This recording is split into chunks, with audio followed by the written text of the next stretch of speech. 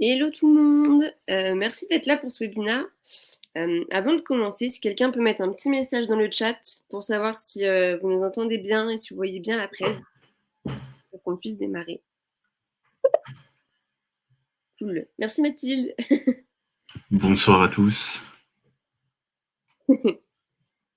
Merci d'être là du coup pour ce webinaire. Très rapidement, moi c'est Tiffany, je suis la responsable marketing de Cherrypick. Donc Cherrypick, on est une plateforme qui met en relation les freelances de la tech et de la transfo digitale avec uniquement des clients finaux. Donc, notre but c'est de vous trouver des missions qui vous correspondent au niveau de vos compétences, mais aussi de votre personnalité et de vos envies. Et on accompagne aussi les entreprises du coup à développer leur croissance en recrutant les bons profils.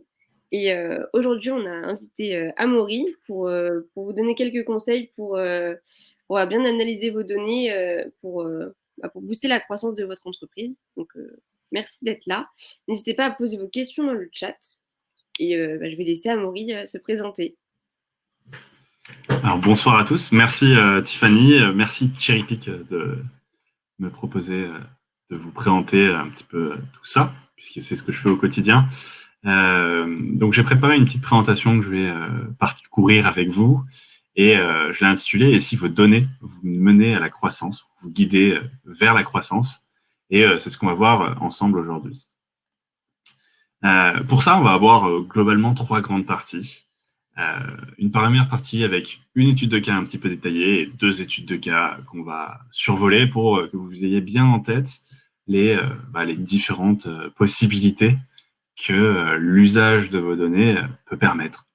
Ensuite, on verra ce qu'il faut bien mesurer pour être capable de justement avoir des choses intéressantes à raconter et donc prendre les bonnes décisions pour amener l'entreprise là où on veut qu'elle aille, vers la croissance. Et qu'est-ce que vous pouvez tester, qu'est-ce que vous pouvez améliorer, que ce soit sur votre site ou de façon plus générale sur l'ensemble de votre système de vente. Donc, ça va être le site, ça va être toutes les galaxies, les réseaux sociaux, les éléments connexes que vous pouvez avoir. En fait, tout votre système d'acquisition en ligne. Bien sûr, si vous avez des questions, si vous avez des incompréhensions, là c'est royal, on est sur Livestorm, donc sur la droite vous avez, je pense que c'est comme pour moi, mais vous avez un endroit avec un petit chat, vous pouvez envoyer vos messages et poser vos questions, et normalement je les vois en temps réel. Donc ça me permettra soit de les prendre tout de suite, soit de les répondre à la fin. Donc dès que vous avez une question, sentez-vous libre de la poser, et on va faire ça de façon aussi interactive que possible. Avant de commencer dans le vif, qui suis-je? Donc, pour vous en dire un petit peu plus sur moi, donc je m'appelle Amaury Duval. Mon quotidien consiste à guider les entreprises vers la croissance. Pour ça, c'est basé sur l'analyse de données, donc l'analyse en interne, donc les données des entreprises pour lesquelles je travaille, de mes clients, et aussi parce qu'il y a énormément de choses qu'on peut avoir, même si on n'est pas dans l'entreprise, essayer de voir comment les concurrents se positionnent et comment les concurrents réussissent pour être capables justement d'avoir de nouvelles idées qui nous permettent d'accélérer la croissance justement des entreprises pour lesquelles je travaille. Alors, globalement, je suis à la croisée entre la data, l'analyse de données, le marketing et la tech, parce que j'avais commencé quand j'étais enfant à programmer. Et du coup, j'ai beaucoup programmé, ce qui me sert maintenant un petit peu quand même pour mon quotidien et notamment pour comprendre tous les enjeux informatiques. Et le nom que je pourrais mettre à mon métier, il est un peu vague, il est un peu multiple en fonction des moments, en fonction des sensibilités des clients. Certains disent que je suis growth marketer, certains disent que je suis web analyst, certains disent que je suis data scientist pour le marketing. D'autres m'appellent growth master ou full stack growth. Donc c'est pour ça que je vous ai mis quelques termes, parce que c'est encore... Voilà, ça dépend du jour et ça dépend de comment ils ont envie de m'appeler. Pour vous donner encore un peu plus de contexte, donc j'ai fait une école d'ingénieur, je fais Centrale Paris, je suis allé un petit peu sur la partie marketing avec l'ESSEC. J'ai été certifié par Google sur l'ensemble des outils de tracking, d'analyse qu'ils utilisent, et en fait, leur suite d'analyse globalement. Et j'ai travaillé pour différents types d'entreprises, de la petite à la très très grosse, en passant par la moyenne. Comme vous pouvez voir par exemple quelques exemples, si vous en voulez d'autres, il y en a sur mon site internet. Et voilà pour un petit tour d'horizon de qui je suis. Rentrons dans le vif du sujet et on va commencer par une étude de cas. Cette étude de cas, donc, c'est globalement comment on a pu réussir en une modification bien ciblée. Et donc, on verra comment on a fait pour trouver cette modification bien ciblée, réussir à avoir un impact qui était significatif pour l'entreprise, parce qu'on a fait plus 43% de ses prospects en 3 semaines. Et du coup, ça a quand même un impact significatif. Pour commencer efficacement, voyons le contexte. Bien sûr, j'ai anonymisé les données pour pas parler de trop en détail de cette entreprise, mais globalement, c'est une entreprise qui prépare des étudiants pour les concours à distance. Ce serait un peu l'équivalent pour la médecine de ce qu'on appelle une écurie, qui va aider les étudiants à se préparer pour réussir leur concours quelconque. Cette entreprise faisait quelques centaines de milliers d'euros par an, donc c'était plutôt une petite entreprise. Et comme beaucoup d'entreprises, que ce soit petites ou grandes, elles ont testé plein de choses. Donc, elle a un site internet, elle a mis en place des actions de communication, des actions de marketing, ils ont essayé plein de choses, ils sont allés en physique pour distribuer des flyers dans les écoles, ont essayé de la publicité sur internet, ont essayé de la publicité sur les réseaux sociaux, ont essayé des partenariats avec des influenceurs, bref, ils ont essayé absolument tout ce qu'ils pouvaient, et ça a marché un petit peu parce qu'ils ont réussi à faire quelques centaines de milliers d'euros par an, mais c'était un moment où ils étaient arrivés jusqu'à un plafond de verre qui consommait globalement l'intégralité de leur temps, sans pour autant leur permettre de passer à l'étape d'après et donc de monter encore sur une entreprise de taille supérieure qui pourrait avoir plus de résultats et propulser leurs produits, parce que justement c'était un chouette produit qui aidait vraiment les étudiants, et donc ils avaient des taux de réussite qui étaient largement supérieurs à ce que les autres écoles pouvaient proposer. Et donc, c'était dommage que l'entreprise ne puisse plus grossir, puisse pas aller aider autant d'étudiants que possible. Et donc ça, c'était parce que les dirigeants, justement, et les équipes étaient complètement occupés. Comme pour beaucoup de sites, on avait un Google Analytics qui était installé, mais comme pour trop de sites aussi, c'était installé de façon justement sur étagère. Donc ça veut dire qu'ils avaient mis le bout de code et ils étaient partis faire autre chose. Donc on savait globalement quelle page était vue, mais c'était à peu près tout. Et donc la question qui se posait, et c'est pour ça qu'ils ont fait appel à moi, c'était où concentrer les efforts pour maximiser l'impact et donc réussir à débloquer ce plafond de verre et les amener à l'étape d'après, et donc aller chercher la croissance. Pour ça, donc on avait plusieurs outils. C'était un site e-commerce, globalement, si on devait résumer en un seul mot. Ils utilisaient la technologie WooCommerce, qui est très largement utilisée, qui est un peu comme un Shopify, comme un PrestaShop, qui permet du coup de vendre en ligne sur un site WordPress. Du coup, c'est ce site-là qui permettait justement de faire fonctionner l'entreprise, ils amenaient des visiteurs, des étudiants, ils achetaient leur programme, et après ça leur permettait de délivrer la formation. Ils utilisaient une plateforme annexe, mais bref, toute la partie front, c'était sur un WooCommerce et un WordPress. Ils avaient leur Google Analytics installé, mais vraiment sans aucune configuration. Et donc, en arrivant, la première étape, ça a été d'essayer de comprendre justement quels étaient les objectifs stratégiques de l'entreprise, qu'est-ce qui comptait pour eux et où est-ce qu'ils voulaient aller. Et avec ça, en gros, j'ai mis en place d'autres outils que vous pouvez voir là. Google Tag Manager qui m'a permis du coup de bien mettre en place l'ensemble des outils de mesure, parce que ça permet plein de choses. On pourra rentrer en détail si vous voulez. Et Hotjar, qui du coup fait comme si on était sur l'épaule des visiteurs qui viennent et voir exactement ce qu'ils vont faire sur le site, et ce qui nous sera très utile une fois qu'on a identifié des points forts et des points faibles. Et sur Google Analytics, ce que je voulais dire justement, c'est que après l'avoir mis à jour, donc bien mieux installé, en tout cas installé avec Tag Manager, j'ai mis en place justement la mesure des différents objectifs intermédiaires et finaux, donc comme la mesure de leur chiffre d'affaires, des mesures de points intermédiaires qui permettaient justement de savoir qui allait voir les pages produits, qui allait sur les formulaires de contact, qui envoyait des demandes, qui allait jusqu'au panier. Bref, un suivi extrêmement fin de l'ensemble des éléments de leur site internet, et plus une partie de formation qui permettait d'être certain qu'on sache exactement de où viennent les visiteurs qui arrivaient sur le site internet, ce qui était important pour qu'on puisse avoir une vue d'ensemble justement de ce système qui a pour objectif de transformer des gens, des visiteurs, en des clients, élèves qui sont contents. Une fois qu'on a fait ça, on a des capteurs, on a des sondes qui sont prêtes à mesurer, et il nous faut un petit peu de temps. Il faut que des gens viennent pour que ces données s'accumulent. Et après un peu d'attente, bon là je suis un peu triste parce que c'est un PDF que j'ai envoyé, donc vous voyez pas Mr Bean qui check sa montre et qui a l'air de s'ennuyer, mais imaginez-le. Après un peu de temps, on arrive à peu près à ça. Ça, globalement, c'est le système très simplifié, modélisé de façon extrêmement simple, pour montrer les différentes étapes qui vont nous permettre de transformer quelqu'un qu'on ne connaît pas, donc quelqu'un qui vient sur le site, un visiteur quelconque, en un paiement terminé avec différents taux de conversion entre chacune de ces étapes simplifiées, bien sûr. Et ce qu'on peut voir, c'est que les gens qui viennent sur la page d'accueil, il y en avait beaucoup, enfin, en tout cas, c'était sur une petite période que j'ai pris ça et puis c'est des chiffres anonymisés, je vous rappelle. Il y en avait quelques-uns, et en fait, il y en avait quasiment plus qui voyaient la page boutique. Donc là, on se dit, il y a quelque chose. On a une page qui a quand même un trafic significatif, mais qui disparaît complètement après cette page. Une page donc, qui on pourrait dire qu'il y a un rebond fort, et qui donc a un taux de rebond énorme, et ça veut dire que quelqu'un qui arrive sur cette page part. Donc c'est bien d'avoir du trafic, hein, et par exemple, petite aparté sur avoir du SEO pour du trafic, par exemple, c'est très bien, mais si ce trafic n'est pas valorisé, donc en le permettant d'avoir l'engageant à faire des actions qui ont de la valeur pour l'entreprise, c'est quand même un sacré gâchis. Donc si on se rend compte de ce qu'on peut voir sur la slide précédente, c'est que en fait les visiteurs ne voient pas qu'ils peuvent acheter quelque chose sur le site internet. Ça serait clairement le comble pour un e-commerce. Aucun des dirigeants d'entreprise ne se dirait jamais j'ai un site e-commerce et j'ai personne qui voit mes produits. Et pourtant, dans les nombres de clients que j'ai pu voir, ça arrive quand même très souvent.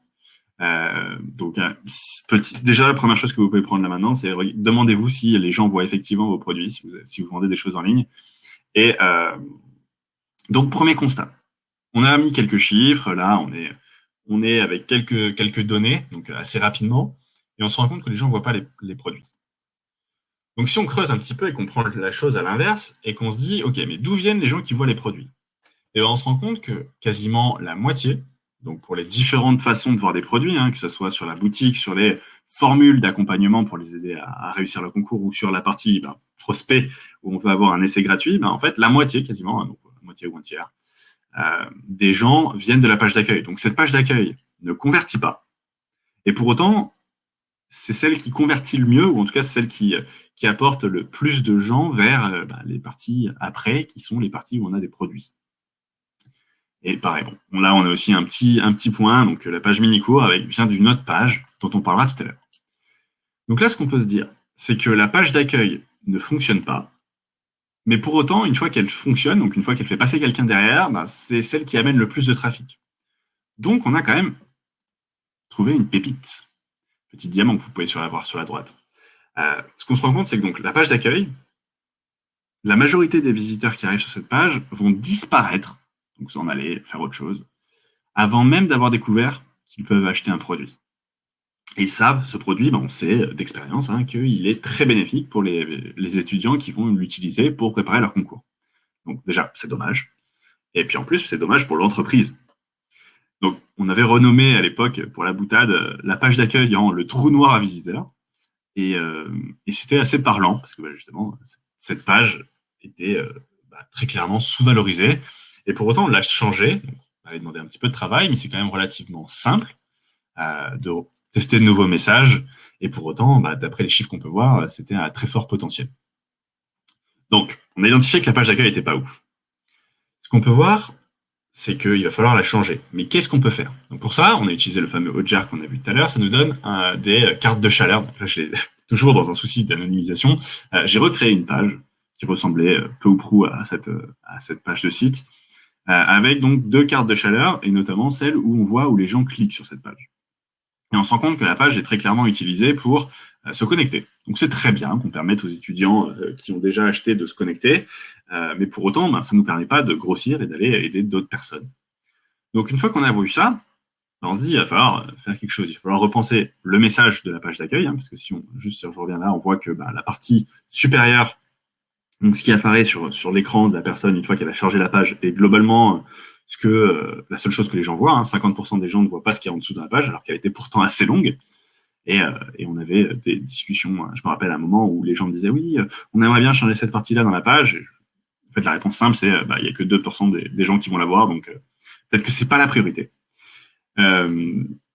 Et donc, on se rend compte que on va devoir repenser le message sur la partie ce qu'on appelle above the fold, ça veut dire au-dessus de la ligne du bas de l'écran, donc ce qu'on voit quand on arrive sur le site, et surtout repenser l'ergonomie pour vraiment aider le visiteur à découvrir qu'on a des produits, parce que manifestement, quand ils le découvrent, ils sont plutôt assez tentés de les acheter, ou en tout cas d'essayer de les tester, donc de devenir des prospects.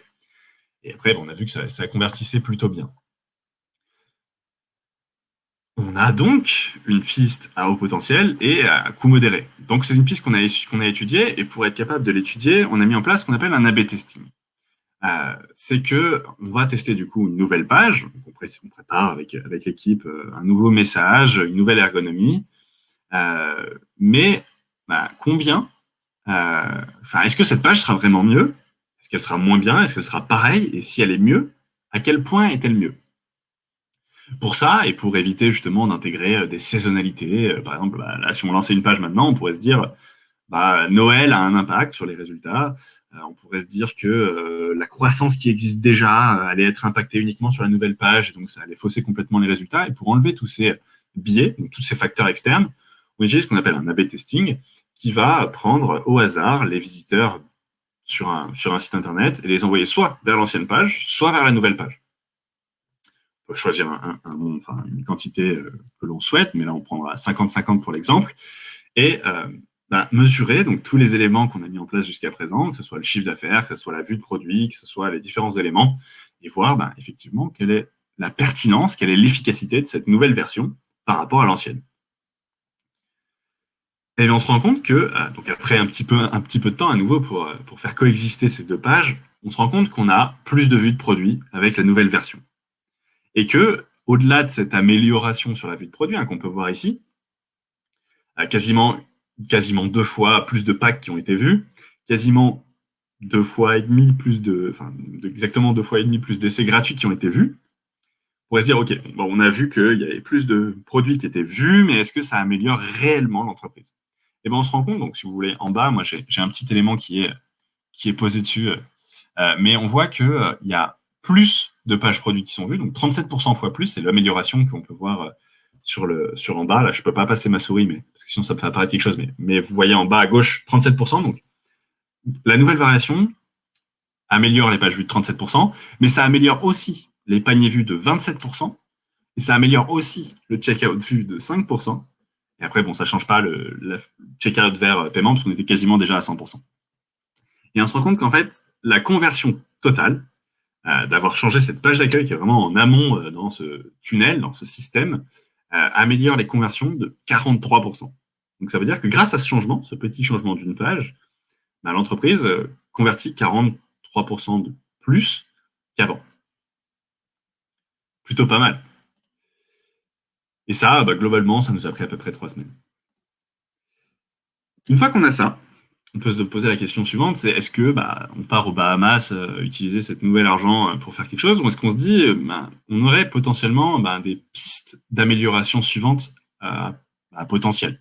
Et en fait, c'est exactement l'idée. L'idée, c'est d'améliorer de façon itérative le site internet grâce à cette approche méthodique orientée données, qui va nous dire en fait, maintenant qu'on a fait ça, et on a identifié que c'était potentiellement cette piste-là qui était à le meilleur ratio entre impact potentiel et effort, quel est le meilleur ratio impact potentiel effort qu'on puisse trouver sur le site internet ou ailleurs dans le système pour justement faire évoluer l'entreprise avec le moins d'efforts et dans les meilleures conditions.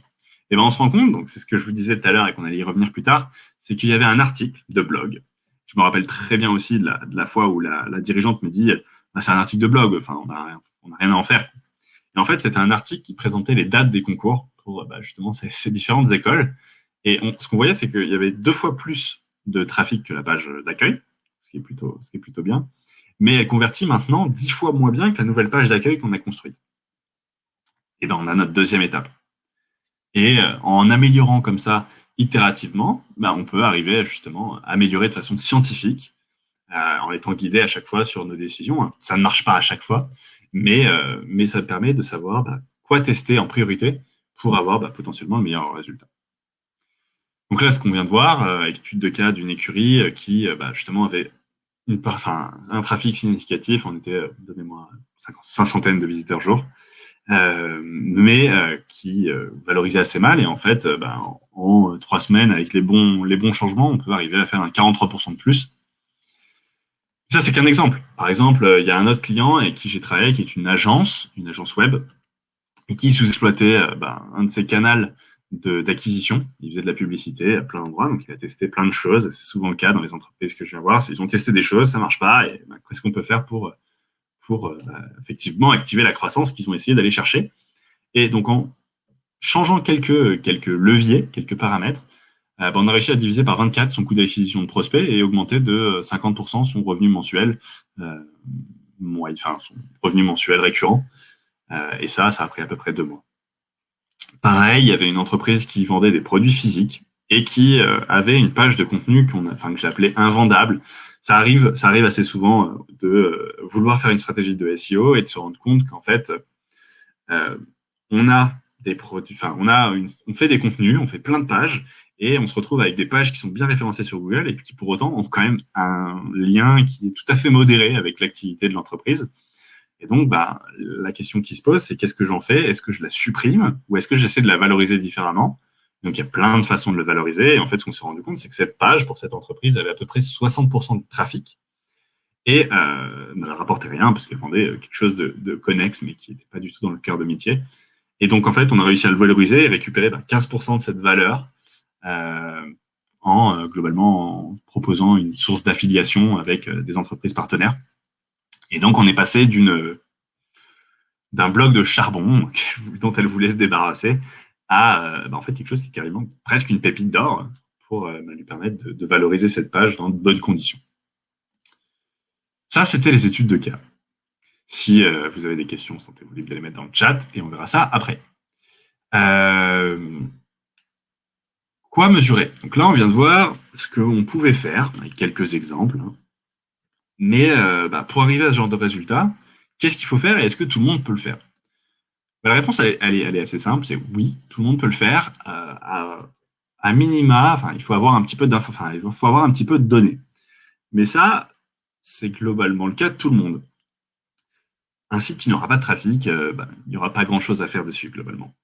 Mais pour autant, dès qu'on a un petit peu de trafic, on peut déjà se rendre compte de ce qui fonctionne moins bien, et l'améliorer pour justement avoir un petit peu plus de trafic et surtout beaucoup plus de conversions.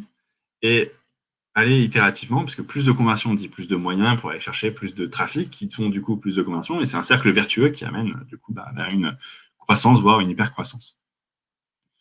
Et si on devait justement modéliser de façon globale ou synthétique le tunnel qu'on pourrait envisager pour une entreprise, c'est ces 4 étapes-là. Ça varie bien sûr entre les différentes industries, mais on a des gens qui viennent sur un site internet, donc ce qu'on appelle sur un site ou sur une boutique, ou bref, à peu près partout. On a des gens, donc du trafic, qui viennent pour une promesse à laquelle il va falloir convertir, et ensuite il va falloir les fidéliser.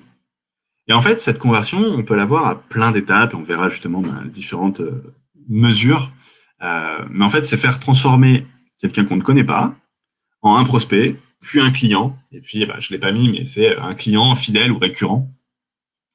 Et ça, chaque étape a ses blocs de mesures différents. Ce qu'on peut voir, du coup, si on s'arrête sur la partie trafic, c'est qu'il y a globalement 3 types de trafic. Tous les types de trafic ne se valent pas.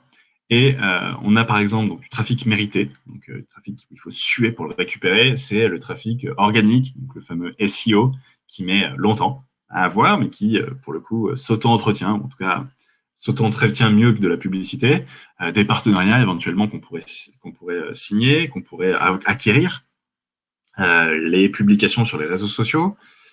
À côté de ça, on a le trafic contrôlé, donc ça veut dire le trafic où on appuie sur un bouton et il arrive. C'est le trafic publicitaire, qui peut être de 2 sources, qui peut être basé sur de l'intérêt ou qui peut être basé sur de l'intention. Soit j'ai noté quelque part que j'aimais le chocolat, et en fait, je verrai des pubs de chocolat. Soit je suis en train d'essayer d'acheter une tablette de chocolat sur Internet, et là, dans ce cas-là, j'ai tapé sur Google acheter du chocolat, et ça, on est plutôt sur de l'intention. En fait, ces 2 sources de trafic-là, elles ont des vélocités, elles ont des coûts qui sont différents. Mais ce qui est intéressant, c'est que on peut l'activer, certes, mais on peut pas forcément l'activer à souhait. Et c'est pour ça qu'il y a des flèches qui vont vers le trafic possédé, qui est le trafic sur lequel on peut agir directement. Donc, ça veut dire, par exemple, là, pour cette conférence, vous avez certainement reçu un mail qui vous disait « Ah, attention, ça commence dans 24 heures. Ah, attention, ça commence dans un quart d'heure. Ah, on est live. Et connectez-vous. » Mais en fait, c'est cet accès direct-là. Et c'est un peu comme de la publicité, sauf qu'on n'a pas à le payer. On le paye différemment, parce qu'on pourrait payer pour nos mails, mais qui vont être du coup un email, un SMS, un Messenger. Attention au Messenger, parce que c'est contrôlé par quelqu'un. Et même, on l'a vu sur email, tout le monde est sur Gmail. Donc, en fait, c'est contrôlé par quelqu'un aussi. Mais en soi, on a quand même accès à ces gens-là. Et donc, on a 3 sources de trafic qui vont avoir des mesures différentes de réussite. On pourra rentrer en détail dans vos questions éventuellement tout à l'heure. Ce qu'on peut voir, du coup, c'est que derrière, on a un ensemble d'éléments qui vont être générés par les interactions des gens sur un site Internet. Et pour avoir une visibilité claire sur le comportement du visiteur, il y a 2 grandes familles de conversions, d'objectifs. On a les objectifs micro, donc c'est tout ce qui va les petits engagements qui vont nous amener à des objectifs macro, qui sont les gros objectifs vraiment liés à la réussite d'un business. Que ce soit une vente, que ce soit la génération d'un prospect, que ce soit ce genre de choses. Et en fait, ces petits objectifs, on va par exemple aller voir une durée de visite qui va être longue, un nombre de pages vues qui va être fort, la création d'un compte, l'inscription à la newsletter, le téléchargement d'un lead magnet, le clic vers un lien affilié qui va permettre du coup de rentrer dans le tunnel de vente sur lequel on pourrait être commissionné, et les objectifs macro qui vont être justement l'envoi d'un formulaire de contact, où là on est plutôt dans un engagement fort avec un sales ou un vendeur ou un des membres de l'équipe, ou avec le secrétariat qui va pouvoir gérer le mail, ou un achat. En fait, tous ces éléments peuvent être mesurés, donc sur différents outils, que ce soit Google Analytics ou d'autres suites, que ce soit des CRM ou des suites de mesures d'analytics. Et ça nous permet du coup d'être capable de savoir qui fait quoi en fonction d'où il vient. Donc ça veut dire que par exemple, on peut être capable de comprendre exactement comment se comportent les gens qui ont des achats. Et donc comparer le comportement de ces gens-là par rapport aux gens qui ne font pas d'achat. Est-ce que certains canaux d'acquisition sont plus efficaces que d'autres? Est-ce qu'il faudrait qu'on oriente nos efforts et nos capitaux vers certains canaux plutôt que d'autres? Est-ce qu'il faudrait que je fasse 2 fois plus d'articles que ce que je fais actuellement? Et est-ce qu'il faudrait du coup que je change un petit peu les promesses que je fais aux différents endroits sur mon site Internet pour que ce trafic-là arrive plus souvent à l'achat ou arrive plus souvent à un intermédiaire micro, un objectif micro qu'on pourrait avoir et qui du coup les rapproche de l'objectif macro qui a de la valeur pour l'entreprise. Et en fait, d'avoir cette vue d'ensemble, on arrive à la modélisation qu'on peut avoir aussi complète et aussi simplifiée que possible, que je vous montrais pendant l'étude de cas, qui nous permet d'identifier facilement les points forts et les points faibles, et donc de savoir ce qu'on peut changer en priorité et ce qui pourrait avoir le plus d'impact, donc de mettre en perspective le coût potentiel du changement par rapport à l'impact qu'on peut en prévoir. Et pour ça, on voit que la donnée, donc l'analyse de données, a 2 intérêts. Premier intérêt, c'est ce que je vous dis depuis tout à l'heure, c'est la capturer, l'analyser, et du coup en tirer des enseignements pour guider nos décisions qui vont faire prendre des choix marketing, des choix stratégiques à l'entreprise, que ce soit sur l'acquisition, que ce soit sur la monétisation, ou que ce soit même sur des choix produits ou des choix stratégiques. Et à côté de ça, on a aussi un objectif, ou en tout cas une possibilité, qui est de partager cette donnée. Dans tout un cadre légal qui est maintenant défini par la RGPD, mais partager cette donnée avec d'autres tiers qui va permettre du coup de les cibler de façon plus efficace. On a vu au début qu'une des premières parties, c'était d'avoir du trafic. Il y a plein de façons de l'avoir, et notamment via de la publicité. Et pour ça, on peut soit aller chercher des gens au hasard, en tout cas en disant « je veux qu'il aime le chocolat ». Je veux qu'il ait exprimé une recherche pour le chocolat, mais on peut aussi faire des choses plus futées en disant j'aimerais bien que retrouver les gens qui ont abandonné mon panier, j'aimerais bien aller chercher des gens qui sont similaires aux gens qui sont de très gros acheteurs chez moi. Bref, soit du better targeting, soit du retargeting. Et une fois qu'on a ces données-là, une fois qu'on a cette vue d'ensemble, ok, je sais que tel endroit, c'est un point faible, qu'est-ce que je vais pouvoir changer? Et ça, on a des exemples de ce qui fonctionne, on a des exemples de ce qui fonctionne moins bien, et surtout, c'est une approche qui est scientifique dans le sens où on va identifier des points forts, ce que je vous disais tout à l'heure, identifier des potentiels de croissance, préparer une liste d'hypothèses. Donc, je pense que ce changement-là va avoir cette conséquence-là, et je la budgète, et je l'estime en pertinence, et ce qui me permet du coup d'avoir une liste priorisée, ce qu'on pourrait avoir en méthodologie agile, le backlog. On a un expérimente backlog, on a un backlog d'expérience qui sont priorisés et qui nous permettent de dire, OK, on va faire ça en priorité. Si ça marche, on garde cette expérience et on passe à la suite. Si ça marche pas, on passe à la suite. Et tester cette expérience en conditions réelles avec la méthodologie dont je vous ai parlé tout à l'heure, peut-être avec un A/B testing ou d'autres façons en fonction du cas par cas, en analyser les résultats et décider. Est-ce que c'est mieux? Est-ce que c'est moins bien? Et garder le mieux, supprimer le moins bien, et comme ça, itérativement, déplacer le potentiel de croissance en exploitant toutes les hypothèses et tous les tests qu'on fait au fur et à mesure, en ayant identifié globalement le Pareto, le 80-20, qui va être qu'est-ce qu'on peut faire qui ne nous coûte pas beaucoup et qui va avoir un énorme impact. Et pourquoi on voudrait améliorer? Je pense que vous l'avez déjà un petit peu compris, mais c'est pour aider, ça peut être une démarche extrêmement altruiste, c'est juste aider le visiteur à mieux résoudre son problème. Parce que s'il résout mieux son problème, il nous aime plus, et du coup, il reste plus sur notre site, donc l'entreprise gagne en valeur. Avoir un meilleur retour sur investissement, donc un meilleur ROI pour votre trafic que vous avez déjà sur votre site internet, augmenter votre trafic, par exemple, parce que si on exploite mieux les sources pertinentes, donc une des sources existantes ou des sources qu'on pourrait tester, on est capable, donc, avec le même budget que ce soit temporel, parce qu'il faut écrire du contenu, ou avec le même budget publicitaire, ou avec le même budget agence SEO, bref, tout coûte soit du temps, soit de l'argent, augmenter son trafic pour le même budget, à court ou moyen terme. Modifier le design de son site internet de façon rentable, parce que j'entends trop souvent, on va faire une refonte d'un site internet parce que j'aime plus les couleurs, ou j'aime plus la forme, très bien. Mais pour autant, un site internet, il n'a pas pour objectif d'être là pour vous faire plaisir. Le site internet, il a pour objectif de bien servir votre cible et donc d'aider votre entreprise à grandir. Et donc, une refonte n'a souvent de sens que si elle est pensée et préméditée, en capitalisant sur ce qui fonctionne pour vous et en essayant de résoudre justement ce qui ne fonctionne pas et bien sûr en redressant la barre pour faire passer les messages de votre entreprise dans de bonnes conditions. Et appliquer les modifications à faible risque. Et parce que on se dit, on va tester quelque chose, mais on sait exactement si ça détruit de la valeur ou si ça améliore les résultats de l'entreprise. Et donc, on peut tester en 1, 2 semaines, 3 semaines, quelques semaines, des modifications en prenant un risque qui est modéré parce qu'on le présente sur une portion du trafic d'un site internet, par exemple, ou d'un réseau, ou de mailing, ou bref, une portion des gens qui sont en contact avec l'entreprise, et en mesurant exactement les impacts que ça peut avoir sur les différents objectifs dont on a parlé juste avant. Et ça, une fois qu'on a cet ensemble d'objectifs d'amélioration en tête, on peut se demander, mais ok, je sais que cette page-là est pas top. J'ai vu que effectivement les gens ne se comportaient pas comme je voulais. Qu'est-ce que je peux changer? Il y a plein de choses qu'on peut changer.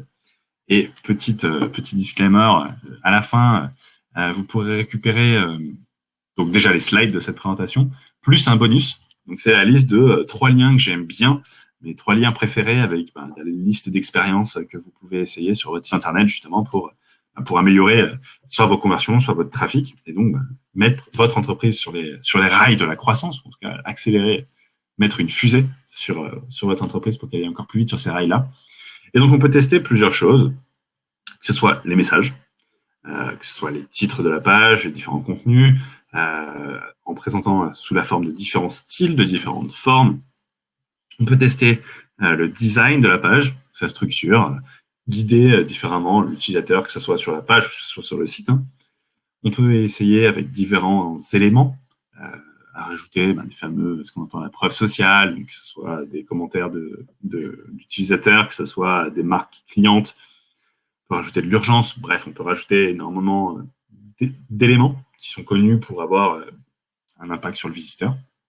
On peut repenser la navigation, qui est un petit peu comme la structure. On peut tester différents types de formulaires. On peut tester différents appels à l'action, donc les call to actions, qui vont être qui vont encourager le visiteur à cliquer, à s'engager avec le site internet. On peut tester différentes offres, que ce soit au niveau du pricing, au niveau de ce qu'on leur propose, au niveau de la structuration, au niveau de la présentation. Donc là, on revient un petit peu au message. Mais bref, on peut tester énormément de choses. Et si vous voulez en savoir plus, je suis à votre disposition, soit maintenant, soit après. Et je vous donnerai mes contacts. Et puis surtout, vous aurez une liste d'une centaine d'expériences dans le bonus que je vous présente à la fin. Et donc là, on se dit, OK, il y a plein de choses qu'on peut tester, mais attention, il y a aussi plein d'erreurs qu'on peut faire si on ne le teste pas bien. Et c'est souvent ce qui arrive, parce que tout le monde se dit, oui, on aimerait bien tester des choses, mais ils les testent souvent mal. Et le pire, et que je vois, en fait, malheureusement, trop souvent, c'est des gens qui vont se dire, bon, on veut tester une nouvelle page, du coup, on change la page. Et éventuellement, déjà, ils ne mesurent pas, ils se disent, oh, ouais, non, mais toute l'équipe était OK, la page est mieux. Bon, très bien, mais l'équipe, c'est pas celle qui paye les factures. Et surtout, même si on mesure et qu'on a juste changé la page, on va avoir de nouveaux chiffres, mais comme tout le temps, hein, mais encore plus cette année, si vous lancez une page fin août, fin août, c'était quand même grand bonheur en France, mais dans la foulée, on repart le confinement instantanément. Si vous le lancez maintenant, on part sur Noël avec un couvre-feu. Enfin bref, il y a énormément de choses qui passent ailleurs que juste dans la modification de votre page. Hein. Si vous changez le bouton de orange à bleu, je pense que l'impact du confinement est plus fort que l'impact de la couleur. Je peux me tromper, hein, mais juste ne pas brouiller le message en ajoutant des éléments qui pourraient être fautifs et qui pourraient juste biaiser vos données. Donc il y a plein d'erreurs potentielles, hein, j'en ai listé quelques-unes ici. Donc faire des hypothèses qui sont invalides, tester plusieurs choses en même temps sur une page, mal structurer ces hypothèses, supposer sans tester. Hein, donc le fameux ouais, mais mon équipe est d'accord que la page est mieux. Très bien, mais qu'en dit votre marché, et qu'en dit votre marché sans biais autre que juste en fait la différence de la page. Tester trop d'éléments en même temps, ignorer les statistiques, hein, donc juste faire des tests et partir sur une significativité. Ah, il y a 66% de chances que la page soit mieux. Ça veut dire que si vous faites 3 tests, vous allez vous tromper une fois sur 3. C'est bien, mais ça vous éloigne en fait juste clairement du but. Répartir le trafic de façon déséquilibrée, donc pas d'avoir de résultats significatifs, mais ça revient un petit peu à ignorer les statistiques, ou en tout cas mal les utiliser. Modifier au hasard, donc ça veut dire pas avoir fait efficacement ce travail d'analyse. Parce que bon, ça arrive aussi qu'on me demande, oui, on aimerait avoir des tests rapidement. Très bien, mais juste si on ne sait pas ce qui peut avoir le plus d'impact, on a peu de chances de faire mouche du premier coup. Et donc ça vaut le coup d'investir un petit peu de temps pour être capable de savoir où aller taper en priorité, hein, ce qui ne garantit pas que ce soit le mieux, mais en tout cas ça met clairement nos chances de notre côté. Donc modifier dans le dur, hein, ça veut dire ça c'était le changer la page et dire que ça sera mieux, même en le mesurant. Ou alors en fait ne pas développer et entretenir une culture de l'amélioration. Parce que c'est bien d'améliorer et c'est déjà une bonne idée d'avoir envie de le faire. Mais déjà, il faut avoir quelqu'un qui sait faire. Et ce qui est bien, c'est que cette personne-là encourage l'équipe à le faire et en tout cas à garder en tête que c'est important et qu'il y a des façons de le faire dans de bonnes conditions. Et donc, c'est pour ça que, par exemple, moi, j'interviens en tant qu'indépendant dans les entreprises, ce qui me permet d'avoir pas la tête dans le guidon et de pouvoir justement essayer de partager avec l'équipe cette envie d'améliorer c'est son actif, qui est son site internet et son système en général. Et on peut voir, donc déjà ce que je vous disais un petit peu avant, c'est que c'est extrêmement simple et pourtant c'est si compliqué parce qu'il y a plein de sources d'erreurs. Le diable se cache dans le détail et là on est en plein dedans. On peut avoir une mauvaise méthodologie, on peut avoir une mauvaise mesure, hein, parce que déjà si on se trompe dans les outils, et c'est quand même assez technique et donc c'est là que je suis assez content d'avoir ce profil de développeur à la base, hein, quand j'étais petit, parce que ça me permet justement de comprendre ce qui se passe et donc d'éviter des erreurs de mesure. Hein. Ça peut arriver, hein, mais c'est important d'avoir vos développeurs, par exemple, qui s'y mettent, en plus de marketeurs. Et une mauvaise analyse derrière qui guiderait dans une mauvaise direction. Et ce qu'on peut voir, c'est que c'est souvent des recommandations qui sont évidentes, après qu'on les ait dit, mais pour autant, personne dans l'équipe s'était dit qu'ils allaient le faire avant. Et ça, c'est trop fréquent, le manque de temps, la tête dans le guidon, on a une réunion, on a autre chose à faire, et puis en fait, juste, ça passe à la trappe, et c'est évident, mais c'est évident pour l'œil extérieur, et c'est évident une fois qu'on a les bons éléments. Et surtout, ça permet de redynamiser souvent les équipes, parce que en fait, quand on se rend compte qu'on reprend de la vitesse, de l'énergie, de la croissance, ça remet toutes les équipes en mouvement. Et donc, en fait, on a un effet composé qui fait que cette partie-là, donc ces recherches d'expérience, d'analyse, vont apporter de la croissance. Mais en même temps, l'équipe est plus dynamisée et donc on a aussi cette croissance qui apparaît à cet endroit-là. Et si on devait garder quelque chose, donc bon là encore j'ai un gif normalement qui ouvrait le trésor, enfin le coffre qui est sombre et qui nous amenait un trésor, mais c'était pour vous dire que vous avez un trésor et que c'est trop dommage de ne pas l'exploiter. Vous avez potentiellement du trafic sur votre site internet, vous avez surtout en fait un produit, un service qui est plutôt bon, même qui est très certainement excellent et auquel vous le croyez et pour lesquels vos clients se rendent compte que ça vaut vraiment le coup et que ça leur change la vie. Et c'est très clairement important de l'exploiter. Et si vous passez à côté justement d'une analyse un peu scientifique, en analysant justement vos données, que ce soit marketing, produit ou ce genre de choses, vous passez à côté de ces fameux 80-20 que j'évoquais tout à l'heure, qui est la loi de Pareto, qui dit que 20% de vos efforts rapportent 80% de vos résultats, et inversement, 80% de vos efforts apportent 20% des résultats. Et si on est capable d'identifier ces 80% d'efforts qui apportent que 20% des résultats, ou en tout cas qui 80% des blocages qui apportent 20% des résultats, en fait, on se rend compte que en itérant comme ça, on peut analyser puis tester, c'est ce que je vous disais tout à l'heure, et dévoiler justement ce fameux trésor qui est déjà là, que ce soit pour des pistes de trafic, que ce soit pour des pistes de conversion, et qui soit juste soit dans l'acquisition, dans la monétisation ou dans la rétention de vos clients. Et on arrive à la fin. Donc c'est le moment où si vous avez des questions, c'est avec grand plaisir qu'on peut en discuter. Si vous voulez aller plus loin, déjà vous pouvez éventuellement envoyer un message à moi ou à Tiffany. Donc pour me joindre, c'est contact@amauryduval.com. Mon site internet c'est amauryduval.com. Si vous êtes timide et que vous n'avez pas envie de m'envoyer de mail, vous pouvez aller sur mon site et il y a un formulaire de contact ou un calendrier pour qu'on puisse s'appeler directement. Et surtout, comme je vous l'ai promis tout à l'heure, vous pouvez donc récupérer les slides de cette présentation. Donc, si vous voulez garder des traces, plus simple que de revisionner cette vidéo qui commence à être longue, 42 minutes, donc ça peut peut-être être un petit peu long à regarder. Donc, vous pouvez récupérer les slides en allant directement sur mon site, donc https://amauryduval.com/point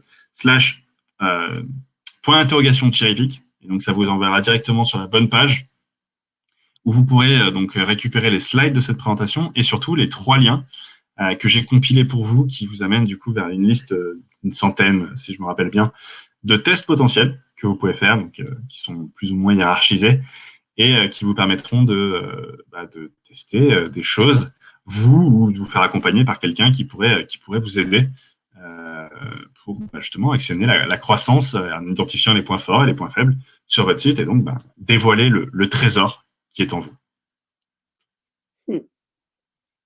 Merci à Maurice, c'était hyper complet comme conférence. Merci à toi et merci à vous. Ouais, beaucoup de choses possibles. Mathilde, je sais pas si tu as des questions précises ou tu veux même peut-être venir sur scène avec nous pour partager un peu des questions précises sur ton cas ou... Merci Mathilde pour ton message.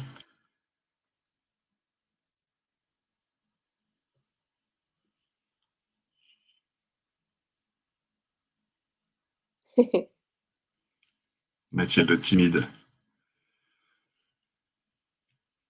Est-ce que tu veux qu'on attende un petit peu, voir si les gens sont intéressés pour des questions ou est-ce que juste on les invite à venir vers moi s'ils en ont plus tard? Là, si vous avez des questions, n'hésitez pas. Après, moi aussi, j'en ai quelques-unes qui peuvent intéresser. Écoute.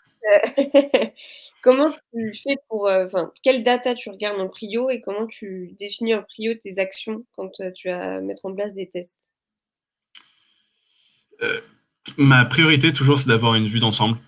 Donc, après, ça dépend sur quel point j'interviens. Quand c'est, par exemple, sur de l'acquisition ou quand c'est sur justement de l'amélioration de systèmes d'acquisition en ligne, par exemple, la priorité, c'est d'avoir une vue d'ensemble de quelles sont les sources de trafic. Enfin, un peu ce que je vous mettais tout à l'heure, les différentes... j'avais là, je retrouve cette fameuse slide. En fait, qu'est-ce qui amène du trafic? Oui. Qu'est-ce qui permet de convertir? Et en fait, il y a deux cas généralement. C'est soit on a les données, soit on les a pas. Et donc, ça veut dire soit commencer à exploiter les données. Et en fait, on a généralement rarement toutes les données qu'il nous faut. Donc, ça va être exploiter les données pour se dire qu'est-ce qu'on va avoir besoin d'avoir comme données supplémentaires en priorité. Et donc, mettre en place ces sondes supplémentaires qui nous permettent d'avoir une visibilité complète sur les conversions. Et une fois qu'on a cette visibilité de quels sont les endroits, enfin, quelles sont les sources qui nous amènent le plus de gens et quelles sont les étapes qui nous font disparaître ces gens ou qui nous amènent les gens jusqu'à quelque chose qui a de la valeur pour nous, donc les fameux objectifs, là, on se dit, voilà à quoi ressemble mon système. Voilà les engrenages qui sont rouillés, voilà les engrenages qui sont neufs et qui fonctionnent du feu de Dieu. Et ça nous permet d'avoir une vue d'ensemble de cette petite machine composée d'engrenages et on se dit, OK, celui-là, il est à changer en priorité. Et après, une fois qu'on a ça, on zoome et on se dit, OK, qu'est-ce qu'on peut faire sur cet engrenage-là? Est-ce qu'il faut passer par un autre engrenage ou est-ce qu'on peut arriver à réparer ou changer cet engrenage pour justement améliorer de façon significative les résultats de l'entreprise? Oui. Et après, ouais, comme tu disais, pour récupérer ces données, analyser le trafic, ça va être Analytics, Google Tag Manager, Hotjar aussi. Ouais, par exemple. Enfin, ça, c'est souvent ce qui est utilisé sur les sites internet. Après, en fonction de là où on est dans le site, si on est sur de l'externe, enfin, donc si on est sur des sites qui est pas forcément de l'application, ça marche très très bien. Et des fois, il y en a d'autres, mais ça, c'est un outil que j'aime vraiment bien. Okay. Il est à la fois simple mais complet. Et sinon, on a des systèmes pour, par exemple, sur du SaaS, des applications. On va avoir éventuellement d'autres outils qui peuvent être utiles, mais ça reste des outils d'analytics et éventuellement des outils de CRM. Oui, ok. Et quand tu dis, parce que c'est un peu vite le piège dans lequel on peut tomber, c'est que on a envie de tester du coup plein de choses différentes et justement c'est l'erreur à ne pas faire, ne pas tout tester en même temps. Quand tu mets en place des tests comme ça, tu testes combien de choses un maximum à la fois? Est-ce que tu vas faire par exemple que le texte, après que les couleurs, après que les CTA, et cetera ou... Je vais répondre à la question facile, hein, ça dépend. Ouais. La réponse concrète, c'est une seule chose. Une seule chose à la fois. Après, il y a plusieurs types de tests. On peut faire un A/B test classique, c'est on teste quelque chose contre quelque chose d'autre. Tu l'as sûrement fait chez Cherrypick, mais c'est tester deux sujets de mail différents dans ta technologie que tu utilises. Je ne sais pas si vous êtes sur Mailchimp ou autre, mais il te propose, OK, tu testes deux sujets de mail différents et tu vois lequel ouvre plus mieux. Oui. Ça pour le coup, c'est quasiment parfait, dans le sens où tu testes un truc et tu vas du coup voir quel sujet de mail fonctionne le mieux. Là où c'est dangereux, c'est que tu vas pas forcément y mettre d'hypothèse avant. Tu vas te dire, OK, je teste deux sujets de mail différents. Le sujet A marche mieux, écoute, c'est très bien, je garde le sujet A et j'envoie le reste au sujet A. Mais ça te permet pas forcément d'apprendre des choses de ton test. Parce que si tu testes des sujets qui n'ont rien à voir, ou en tout cas qui diffèrent de toutes parts, tu seras pas capable d'apprendre de ce test-là et du coup de réitérer l'amélioration de ce test-là. Donc, OK, sur cet envoi-là, éventuellement, tu vas réussir à faire mieux. Mais sur l'envoi prochain, en fait, tu repars de zéro et tu repars avec deux hypothèses qui sont implicites, de textes qui sont potentiellement très différentes.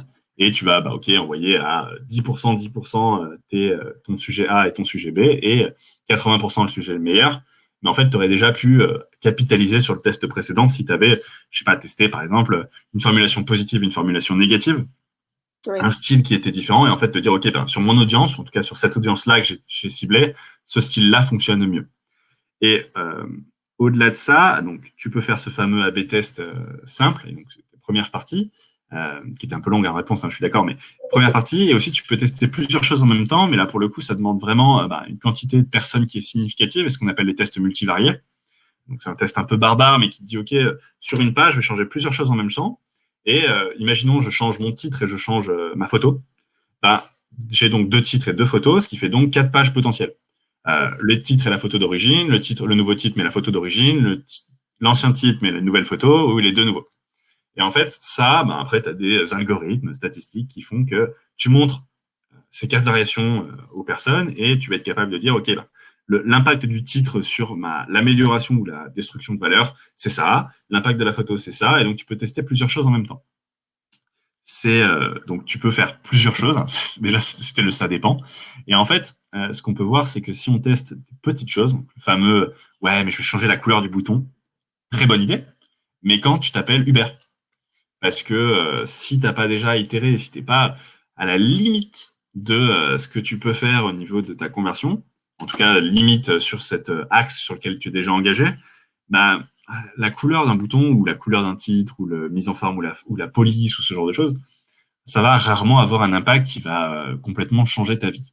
Ouais. Donc c'est pour ça qu'il va falloir changer des choses qui sont plus impactantes. Et on part sur des pages qui sont des structurations différentes, on part sur des choses comme ça, et il faut faire bien attention à aborder justement les hypothèses. Donc c'est pour ça que j'insistais tout à l'heure, c'est super important d'avoir de bonnes hypothèses en se disant ok, qu'est-ce que je teste et pourquoi, qu'est-ce que je vais pouvoir apprendre sur justement si le test est gagnant, qu'est-ce que ça va pouvoir. Donc ok, je garde un nouveau taux de conversion qui est meilleur, c'est bien, c'est déjà une bonne chose. Mais s'il est meilleur, qu'est-ce que je vais pouvoir faire pour tester de nouvelles choses derrière, en ayant appris là-dessus. Et s'il est moins bon, qu'est-ce que je peux apprendre pour ne pas refaire l'erreur déjà. Et qu'est-ce que je peux apprendre pour à améliorer en fait mes tests sur les prochaines itérations. Donc voilà, il faut tester de façon un périmètre qui est mesuré. Et après, il faut utiliser les outils et les outils statistiques qui sont adaptés pour soit tester plusieurs choses, soit tester des choses significatives, mais toujours avec des hypothèses qui sont maîtrisées. Ouais, ok. Et juste petit truc aussi, à quel moment tu arrêtes ton test? Genre, c'est quoi le minimum, par exemple, de personnes à qui envoyer un mail pour avoir, que ça soit significatif ou le nombre de personnes, qui visitent ton site? Est-ce que tu as vraiment un minimum? Oui, tu as très clairement un minimum. Là, je serais tenté de te dire ça dépend. Ah oui. La fameuse technique du ça dépend. En fait, ça dépend de deux choses. Ça dépend de ton taux de conversion d'origine et ton taux de conversion cible. En gros, tu es capable de. L'objectif, c'est que tu sois capable de dire si la différence de taux de conversion entre ton ancienne et ta nouvelle version est réelle ou si c'est juste dû au hasard. Parce que, par exemple, si tu gestes une pièce plusieurs fois, pile ou face, bah, tu vas pouvoir compter le nombre de fois où tu as eu pile. Et si tu fais cette expérience 2 fois, tu n'auras pas forcément le même nombre de fois où tu as eu pile, même si tu as lancé 100 fois la pièce et donc tu n'as pas les mêmes moyennes. Et pour autant, ça sera juste dû au hasard.